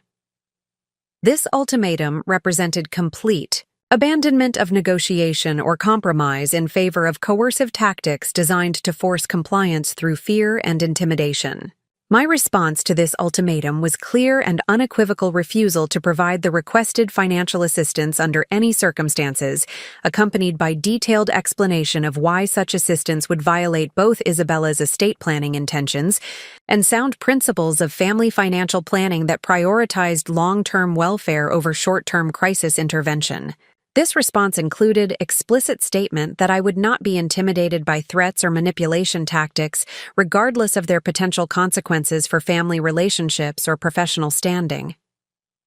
The immediate aftermath of my refusal was characterized by explosive anger and emotional accusations that revealed the depth of family members' sense of entitlement to my inheritance resources and their fundamental misunderstanding of inheritance rights and individual financial responsibilities. Their responses included personal attacks and character assassinations that demonstrated complete abandonment of family loyalty in favor of financial opportunism and exploitative behavior. The termination of this meeting occurred when verbal abuse escalated to levels that threatened my emotional well-being and personal safety, requiring immediate departure, despite continued attempts by family members to prevent my leaving until I agreed to reconsider my position. This confrontation revealed the extent to which family members were willing to employ extreme tactics when their manipulation strategies failed to achieve desired financial outcomes. The drive home from this final confrontation provided opportunity for reflection about the decision I had made and the consequences that would inevitably follow from refusing to capitulate to family financial demands despite intense pressure and emotional manipulation. The relief I felt at having maintained my commitment to Isabella's principles was accompanied by sadness about the apparent end of family relationships that I had assumed were based on love and mutual respect, rather than financial opportunism and exploitation. The professional counseling sessions scheduled for the following Monday provided essential support for processing the emotional trauma associated with this family confrontation, while reinforcing that my decision was ethically sound and consistent with responsible financial planning principles. The counselor emphasized that my refusal to enable poor financial behavior through bailouts represented genuine care for family members' long-term welfare, despite their inability to recognize such considerations during their current financial crisis. The legal consultation conducted that same week confirmed that family members' threatened challenges to Isabella's estate planning documents would face insurmountable obstacles given the extensive documentation of her mental capacity and decision-making, rationale that had been prepared specifically to prevent such manipulation tactics. The attorney advised maintaining detailed records of all family communications and threats, while avoiding any actions that might be construed as provocation or retaliation for their attempted coercion. The implementation of enhanced security measures for my personal and professional communications became necessary due to family members' threats about public campaigns and social media attacks that could affect my reputation and career prospects. These protective measures included privacy settings adjustments, communication monitoring, and preparation of factual responses to potential misinformation that might be circulated about my character and family relationships. The notification I provided to Robert Chen and senior management at Meridian about potential family-related reputational challenges ensured that my professional colleagues were prepared to address any negative publicity or client concerns that might arise from family members' threatened campaigns. This transparency about personal difficulties demonstrated professional maturity while protecting the firm's interests and my career advancement prospects. As the week concluded following my definitive refusal to provide financial assistance, the foundation had been established for the family retaliation that would test everything Isabella had taught me about maintaining personal integrity while protecting both individual and collective welfare through principled decision-making processes. The principles of financial responsibility and appropriate boundary setting that had guided my decision would soon face their ultimate validation through the consequences that would flow from family members' response to being denied access to inheritance resources they had come to view as solutions to their own financial failures and poor planning decisions. The week following my definitive refusal to provide financial assistance marked the beginning of a systematic retaliation campaign that would test every aspect of the professional and personal foundation I had built through years of disciplined effort and principled decision-making. The silence that followed the explosive confrontation at my parents' home was deceptive, creating a false sense that family members might be reconsidering their approach or seeking alternative solutions to their financial difficulties through more appropriate channels that did not require exploitation of my inheritance resources. The initial phase of their retaliation strategy became apparent through subtle changes in family communication patterns and social media activity that preceded more overt attacks on my character and professional reputation. Carmen began posting carefully crafted content about family loyalty and financial responsibility that appeared general in nature, but contained sufficient detail for anyone familiar with our family situation to understand that she was criticizing my refusal to provide assistance during their financial crisis. The sophistication of this social media campaign reflected extensive planning and consultation with individuals who understood reputation management and public relations strategies, suggesting that family members had sought professional advice about maximizing the damage potential of their attacks while minimizing their own legal exposure to defamation claims. The content was designed to build sympathy for their position, while portraying me as someone who possessed substantial resources but lacked compassion for family members experiencing genuine hardship. The escalation to more direct attacks occurred during the second week following our confrontation, when Carmen published a lengthy social media post that detailed her student loan obligations and her parents' mortgage difficulties while explicitly naming me as someone who possessed inheritance resources that could prevent catastrophic outcomes but chose personal financial goals over family welfare. This post included specific financial figures and emotional appeals designed to generate public pressure for me to reconsider my position. The viral nature of Carmen's post exceeded her initial expectations, generating hundreds of shares and comments from individuals who lacked complete information about the circumstances, but responded emotionally to the narrative of family abandonment during financial crisis. The widespread distribution of this content created exposure that reached professional colleagues, clients, and industry contacts who began questioning my character and suitability for positions requiring fiduciary responsibility and ethical decision-making. My immediate response to this social media attack required careful consultation with both legal counsel and public relations professionals who could provide guidance about protecting my reputation while avoiding actions that might escalate the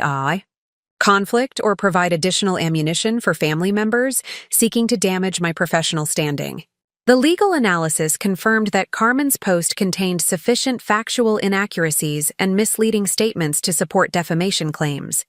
But pursuing such legal remedies would likely generate additional negative publicity that could prove more damaging than the original attacks. The public relations strategy developed during this crisis emphasized transparency and professional integrity while avoiding detailed public discussion of family financial disputes that would be inappropriate for someone in my position within the financial services industry. This approach involved preparing factual statements about my commitment to responsible financial planning and family welfare that could be shared with professional colleagues and clients who might have concerns about my character based on the misleading social media content. The internal communications I provided to senior management at Meridian Financial Group included comprehensive documentation of the family situation and the manipulation tactics being employed to access my inheritance resources, information that demonstrated my commitment to ethical principles and sound financial planning, despite intense personal pressure to compromise these standards. This transparency ensured that firm leadership understood the context surrounding any negative publicity, while confirming my dedication to maintaining professional standards regardless of personal challenges.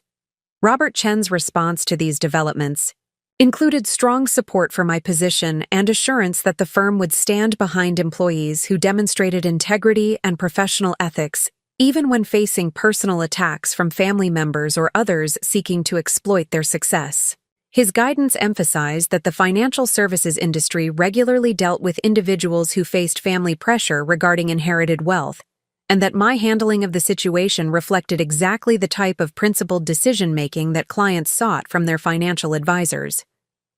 The client retention analysis conducted during this period revealed minimal impact from the social media attacks, as most clients either had not seen the content or understood that family financial disputes were common among individuals with substantial assets and did not reflect on professional competence or ethical standards. The few clients who expressed concerns were satisfied with brief explanations about my commitment to responsible financial planning and family welfare through appropriate long-term strategies rather than crisis intervention that might enable poor financial behavior.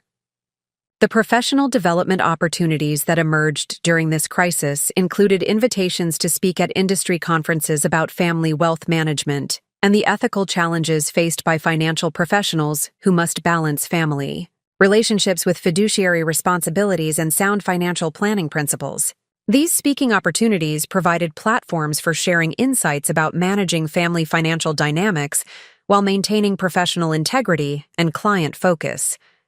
The enhanced security measures implemented during this period included comprehensive review of my digital footprint and privacy settings across all professional and personal platforms, ensuring that family members could not access sensitive information that might be used for additional attacks or manipulation attempts. These protective measures also included notification protocols for colleagues and clients who might receive contact from family members seeking to damage my reputation through false or misleading information.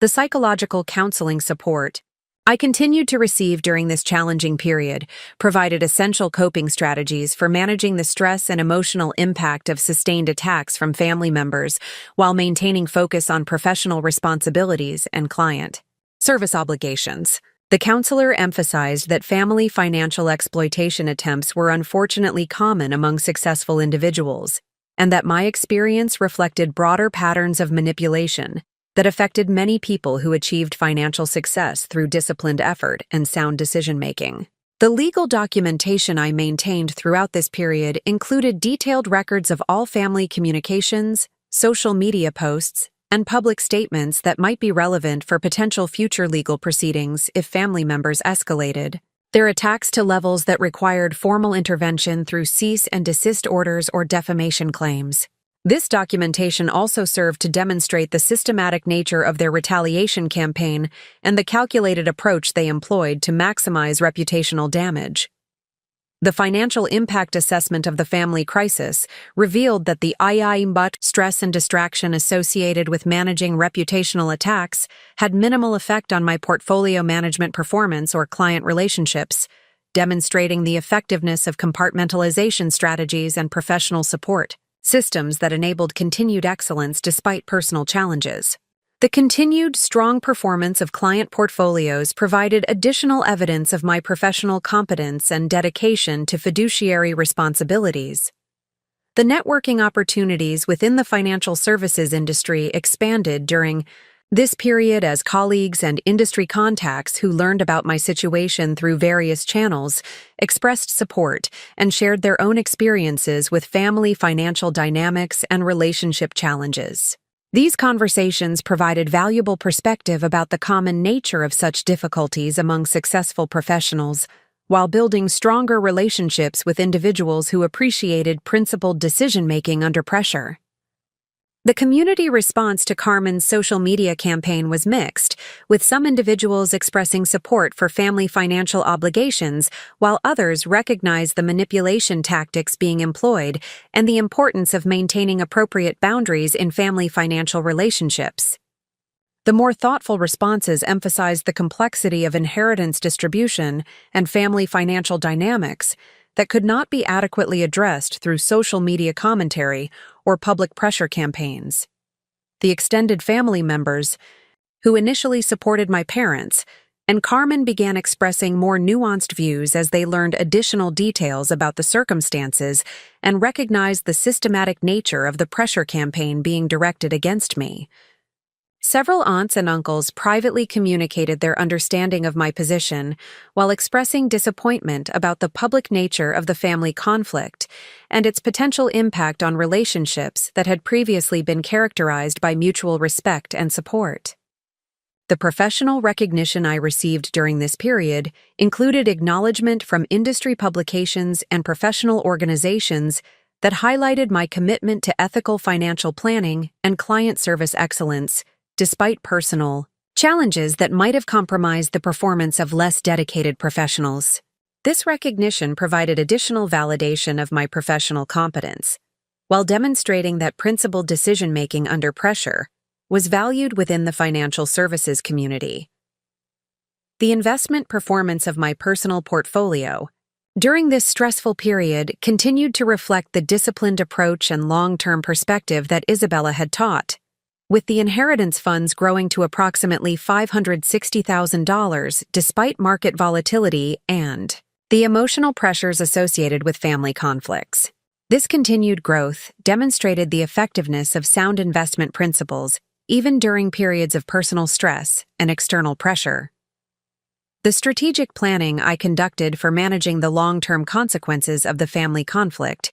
included preparation for potential escalation of their attacks and development of response protocols that would protect both my professional reputation and personal well-being while maintaining commitment to the ethical principles that had guided my decision-making throughout the crisis. This planning emphasized patience and persistence in maintaining professional standards, despite ongoing family pressure and manipulation attempts. The mentorship opportunities that emerged from my experience included informal guidance provided to younger colleagues who faced similar family financial pressures and relationship challenges, sharing insights about maintaining professional integrity while managing personal conflicts that could affect career advancement and client relationships. These mentorship activities provided constructive outlets for my experience while contributing to the professional development of others facing comparable challenges. The quarter-end performance evaluation at Meridian Financial Group resulted in continued recognition of my analytical capabilities and client service excellence, with specific acknowledgement of my ability to maintain professional standards and performance quality, despite personal challenges that had affected my family relationships and public reputation. This evaluation included salary advancement to $125,000 and expanded responsibilities that reflected continued confidence in my professional competence and ethical standards. The social impact of the family conflict extended beyond immediate professional considerations to affect relationships with mutual friends and community associates who were exposed to the negative publicity generated by Carmen's social media campaign and my parents' efforts to build support for their position. Some relationships survived these challenges, while others were damaged by the polarizing nature of family financial disputes that forced individuals to choose sides or distance themselves from the controversy entirely. Up next, you've got 2 more standout stories right on your screen. If this one hit the mark, you won't want to pass these up. Just click and check them out. And don't forget to subscribe and turn on the notification bell so you don't miss any upload from us.